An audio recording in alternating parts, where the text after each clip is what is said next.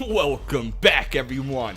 That's right, it's Stark, Black Ops 4's #1 beta reviewer. That is right, guess who's back? And today, what we'll be doing is reviewing that beta a lot realer than most people have been breaking it down for you. All these issues, these criticisms, and how the beta plays are about to be explained to you in a lot realer perspective. So without further ado, let's jump right into it, boys and bitches. First thing is first, that time to kill. Is it too much? Meh, maybe if you lack gun skill and you're all thumbs. Other than that, that time to kill, I feel, is spot on. Now allow me to explain why I feel that way.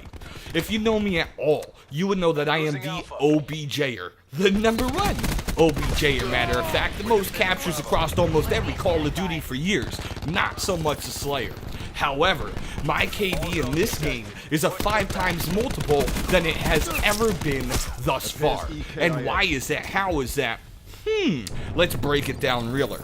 Because in previous CoDs, guys, what kids have done is use the most overpowered, fan favorite guns of all time. That M8A7, that AK-74U, the UMP, these scrub guns.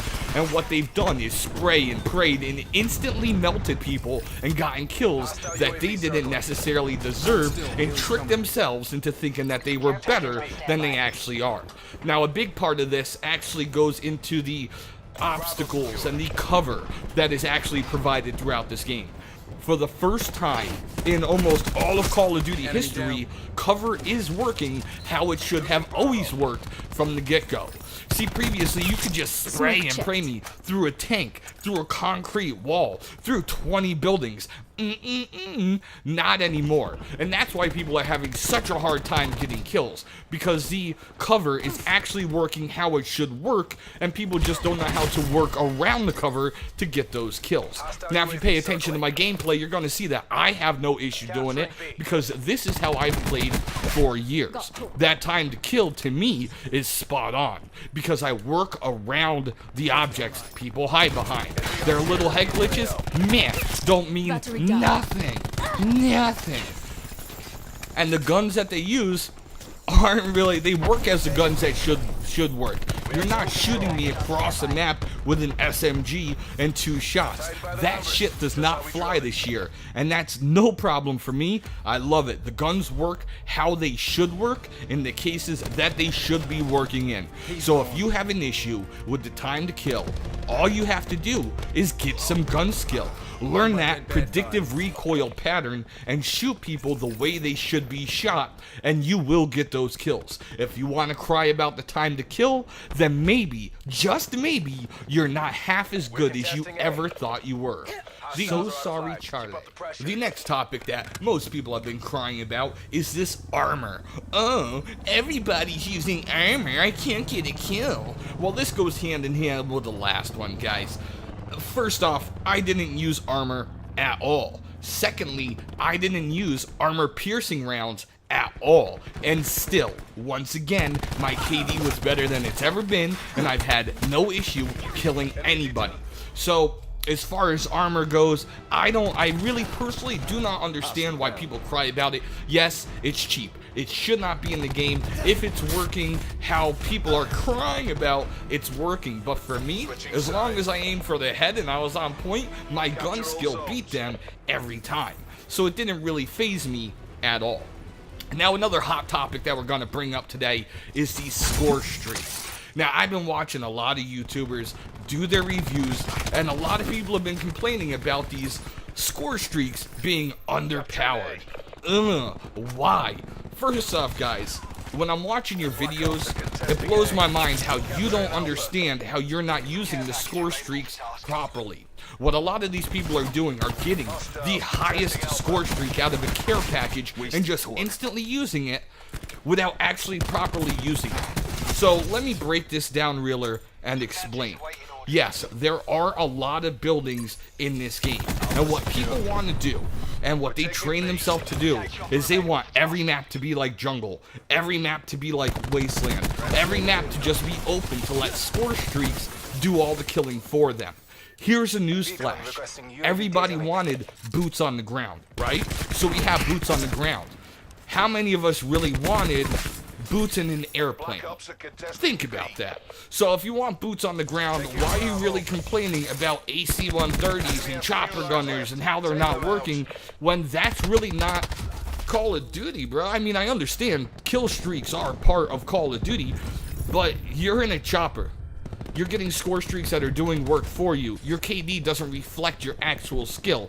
So I don't understand how people are basing anything off of crying about score streaks. Now let me explain how these score streaks work and how they work with these maps that a lot of people are getting confused as well. Now I've been seeing people complain about the strike team and how it's underpowered.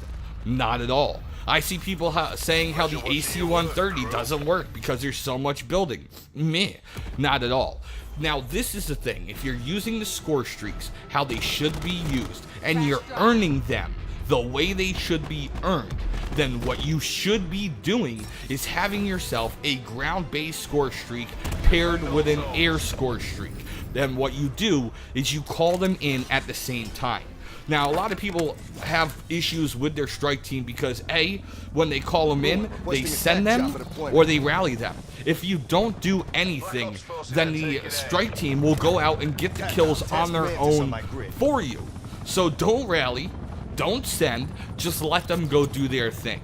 And while they're on the ground, then you call in your attack choppers. Then you call in your gunships. And then the people that are in the buildings will get killed by the strike team. When they spawn in the back, you're gonna kill them with your airstrikes. And that's how those score streaks work properly. I've literally sat back, done nothing, and let my score streaks get me 18 kills in one game. I'll give you that gameplay later to explain it so you can get the visual of how to use the score streaks properly and how to make them work for you. What you're doing is overextending yourself and expecting them to do way more than they should. The other thing is that the way the game modes are laid out, especially Control, there's 30 people on each team. If those score streaks were any more overpowered, a game mode like Control, which is my personal favorite, would basically have its dick put right in the dirt.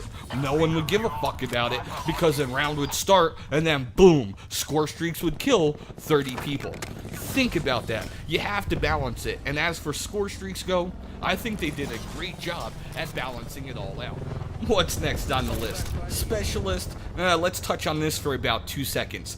Specialists aren't that bad, first off. Secondly, I don't really think they belong in a Call of Duty game. However, how they implement it in this one is not so bad at all, except Firebreak with his radius nuke reactor. Stupid. Oh, they could have done anything else with him and I would have been happy. However, the specialists aren't so bad. That's about it. Next thing we're going to touch on quick are the graphics. Why are the graphics so shitty in Black Ops 4? Well, as we all may know by now, it was found in the files that they are basically the same exact graphics of Black Ops 3. So yes, I do agree that the graphics should be a lot better. However, think of it this way. Everybody loved Black Ops 3, and everybody loved how Black Ops 3 looked. So how much can we really hold it against them that Black Ops 4 is the same thing? We can't say it's great one year, then say, meh, it's not good the next year. I understand technology advances, it should be getting better, but the fact that it is the same graphics as the game that we all basically unanimously said was a great game, then you can't really hold them against it this year.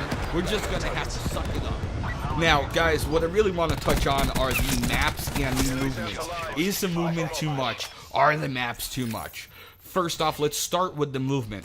I think the movement isn't bad at all. I don't understand how it was on the first PlayStation 4 beta, but over here on Xbox, the movement wasn't bad at all. Actually, I think it was great, honestly. The slide, the speed, the height, not so much. And even with the jumping, yes, they can jump high for the first jump, and all you have to do is jump with them one time, and then it's back to boots on the ground, and the battle ensues. So I think you're just gonna have to suck it up, learn how to do that one initial jump, and adapt to your surroundings for the new Call of Duty.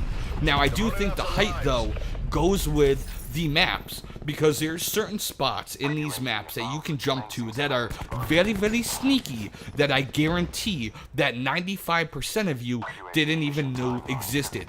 And once you find out where those spots are, you're gonna actually love how you can jump up and get to those spots. I'm not gonna explain it to you, and I'm not gonna show it to you, because I'm not gonna let you know how I'm rapping behind you.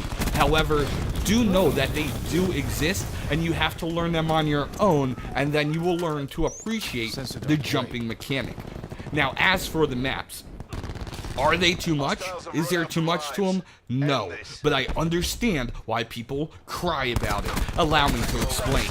See, what they've done in Treyarch is always had the traditional 3-route maps. Now on this, it seems like they have a 5-route map. Yes, you still have the middle one, and you have the one to the left and the one to the right, but it's almost like you have a sub-route to the left and a sub-route to the right, and you have multiple ways to jump in between those routes throughout the map. That is something new, and think about it. So if there is a middle map, and there's a left and a right, and then a sub-left and a sub-right, how many routes is that? That's 5 routes. How many players are on a team this year? 5 people. So if you're playing this right, strategically, the way you should, there should be 1 player on each route, and then use one of those sub-routes in between to cut to the next one when your boy gets dropped. See, that's, I think, where they were going with it, because it's going to make competitive that much funner to watch and actually play. See, if you have a good team with you, and you're working together, I actually think the way these maps work out are gonna work out even better than they ever have before. Because let's say you take 2 or 3 of your teammates and you go down 1 route, that would theoretically, you'd take out 1 person. Maybe his buddy would come from the sub route, you drop him too, and by that time you would have the guy from the middle all the way rotated out his position, and that leaves 2 open positions for your other 2 players to go down. Think about it. It's a game of cat and mouse. Who's gonna go where, and how's it going to be done? It's great. It's genius. I love how these maps are designed. I love how the maps are, and I really think that once people understand how it works and why it works that way, they're going to appreciate it. However, the casual gamer may not, because a lot of people just want to get on and kill. They don't want to run 5-man squads, sweat, and learn how to lock down these maps. But, meh, it is Call of Duty. You're going to have to deal with it and learn your way around it. It is as simple as that, boys and girls. Alright, guys, let's go ahead and wrap this up. I've taken enough of your time. I understand this is a longer video than I've normally put out, but allow me to give you my overall opinion about Call of Duty Black Ops 4 Beta and why I think that this is possibly one of the best Call of Duties that have been put out for years. Once again, guys, the time to kill, I think, is spot on. It takes gun skill. It takes how to learn the actual gun. And the cover works how cover should have always worked in a Call of Duty game. The specialists, I don't think, have that much of a dramatic effect on the game. The score streaks, I think, are perfect right where they are, as long as you know how to use them. A lot of people don't. I understand why you're upset, but learn how the game works before you complain about something you don't get. The graphics, you know, they're the same as a game that I loved previously. I'm not gonna bust their balls. The movement works perfect with the map design and how high you jump to get to some of the sneaky spots that you may not know about, but they work perfectly to flank around people. The weapons, I feel, are perfectly balanced. Besides the tactical rifles, those do need being worked on. And other than that, boys and bitches, I hope you enjoyed my first review of the Black Ops 4 beta. It is the realest of the real. I hope I broke it down for you unlike any other has done before.